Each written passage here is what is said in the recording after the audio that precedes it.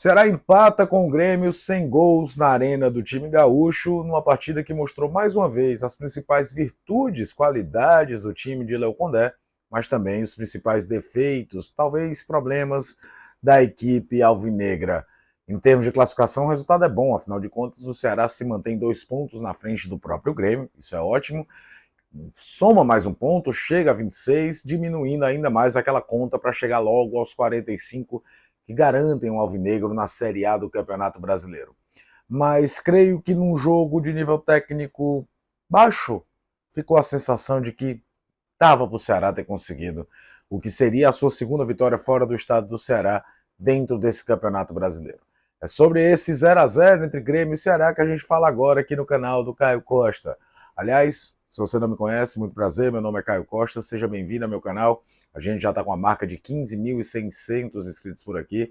Então, se não tiver inscrito, vai lá rapidinho, clica no sininho, se inscreve, ativa as notificações.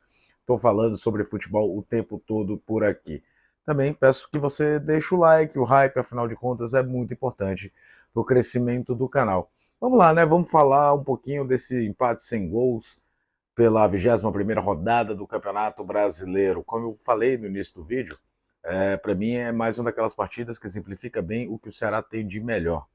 É um time de muita entrega, é um time de consciência defensiva muito forte, é um time que sabe se compactar muito bem, que costuma neutralizar bem as ações dos seus adversários, sejam quais forem, seja em que contexto, jogando lá na arena do Grêmio, fora de casa. É verdade que esse Grêmio não vive um grande momento, não faz nem de longe uma grande temporada, mas uma equipe muito concentrada, né? Uma equipe que dificilmente abre margem para o adversário criar grandes chances de gol. O Bruno, goleiro do Ceará, é um goleiro que fica muito pouco exposto na partida.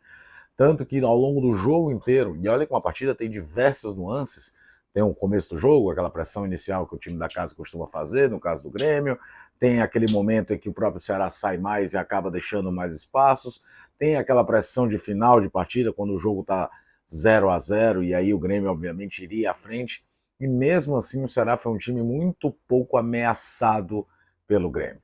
Você tem no primeiro tempo uma jogada ali, um cruzamento do Marcos Rocha, o estreante do Grêmio, encontrando o Edenilson por uma bela defesa do Bruno.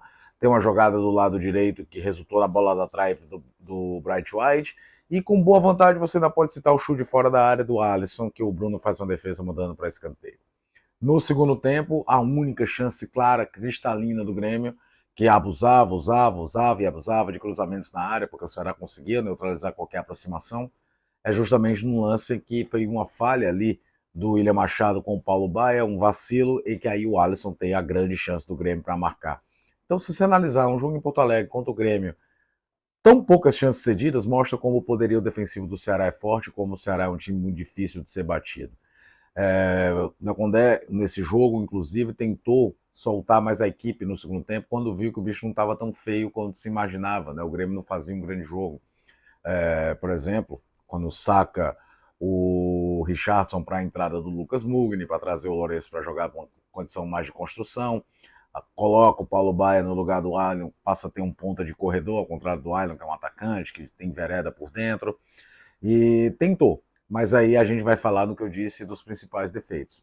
É um time com uma força ofensiva que depende de um grau de efetividade quase de 100% para conseguir vencer seus jogos. É curioso, falta um pouco mais de qualidade na transição. No primeiro tempo, então, foi muito pobre esse movimento. Um time apostando muito na bola longa para o Pedro Raul. Numa delas, até numa jogada de contra-ataque, o Ceará tem a grande chance do primeiro tempo. Jogada do Lourenço com o próprio Pedro Raul, que adianta um pouquinho, facilita um pouco a vida do Thiago Volpe, mas é uma grande oportunidade.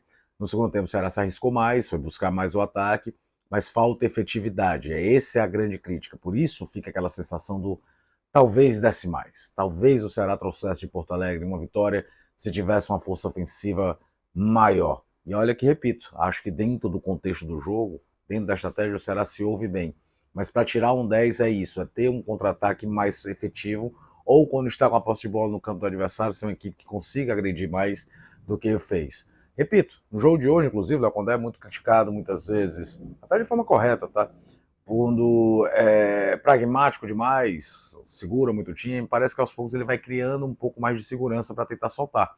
E foi o que a gente viu ali no segundo tempo, com as substituições que eu citei, com a ideia de você ter um jogador de corredor ali, o Paulo Baia não tem entrado brilhantemente, mas é ele que sofre a falta, que gera na melhor oportunidade do jogo, a grande defesa da partida, aquela falta cobrada de forma ensaiada que o Galhardo chuta com uma defesa espetacular do Thiago Volpe, uma defesa simplesmente espetacular do goleiro gremista, surgiu por conta desse corredor. Depois até tem a entrada do PH no lugar do Pedro Raul já mais cansado, para ter um ataque mais móvel, além da entrada do Rodriguinho, que fez sua estreia, que é até participante da última jogada de maior perigo do jogo, né? É uma bola que ele recebe do lado esquerdo, chuta, trava, depois chega até o PH que toca para o Fabiano e sai o escanteio. Eu acho que esse é o prisma, essa é a situação. Eu não espero do Ceará, do Léo Condé, ser um time super agressivo como visitante. Ele não costuma ser nem como mandante. Eu não espero ser um time que trabalha a posse de bola a esmo. O Ceará é um dos times com menos posse de bola. Esse time foi montado com essa característica e dificilmente vai montar, vai mudar. Mas para premiar mais ainda a grande organização defensiva que o Ceará tem, falta só esse ajuste de ter um contra-ataque mais letal, ter um contra-ataque que incomode mais, ter uma fase ofensiva do jogo, principalmente nos jogos fora de casa, mais incisiva. E o que a gente espera são que os reforços tragam essa letalidade. O Vina, por exemplo, já está regularizado e pode ser opção. Os dois pontos que entraram hoje podem dar uma movimentação diferente, até porque, por exemplo, o Galhardo fez um jogo taticamente muito bom, como sempre faz, mas tecnicamente abaixo, poderia ter rendido mais, então você tem uma outra opção para o lado. É sempre muito bom, é sempre muito interessante ter essa visão, até porque esse ponto é bom, esse ponto não é ruim, mas ele vai ser encorpado se o Ceará fizer o dever de casa contra o Juventude, que não se enganem, não será um jogo fácil. Por hora, é o Ceará mantendo a sua constância e regularidade. Não é um time brilhante, não será um time brilhante, nem tem material humano para ser um time brilhante, mas é um time competitivo, consistente, chato de ser batido. Falta o ponto do doce da questão ofensiva. Falta só conseguir aliar essa consistência defensiva com poder de fogo maior, para não depender de um grau de efetividade de quase 100%, para vencer jogos como esse de hoje. E repito, era bem factível do Ceará voltar de Porto Alegre com 3 pontos na bagagem. De novo, agradecer a cada um de vocês que estão inscritos aqui no canal. Meu muito, muito obrigado mesmo. Deixa seu comentário, diga o que é que você acha que faltou o Ceará contra o Grêmio. E fica de olho que eu estou falando sobre futebol o tempo todo por aqui.